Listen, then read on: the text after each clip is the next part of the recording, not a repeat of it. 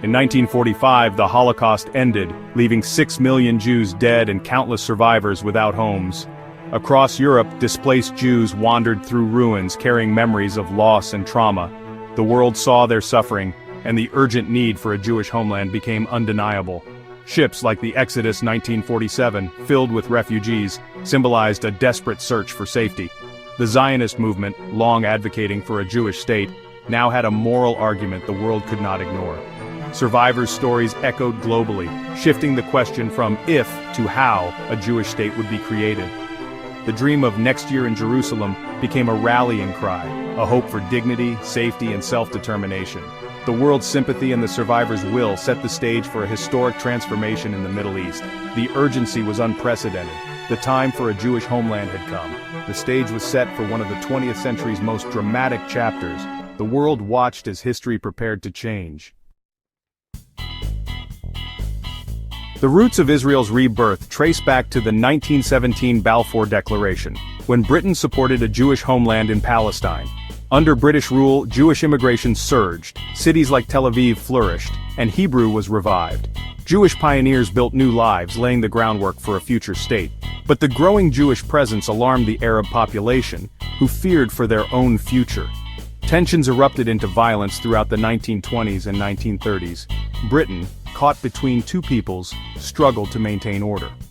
By 1947, exhausted by conflict, Britain handed the problem to the United Nations. The UN proposed partition, 2 states, 1 Jewish, 1 Arab, with Jerusalem International. Jewish leaders accepted, Arab leaders rejected. The land was now a powder keg. The world braced for the next act. The fate of Palestine and its peoples hung in the balance. The final showdown was about to begin. On May 14, 1948, as the British Mandate ended, David Ben-Gurion declared the birth of the State of Israel. His words, broadcast worldwide, marked the end of 2,000 years of exile. Across Israel, people celebrated, dancing, singing, and waving new flags. For survivors, it was a moment of hope and belonging.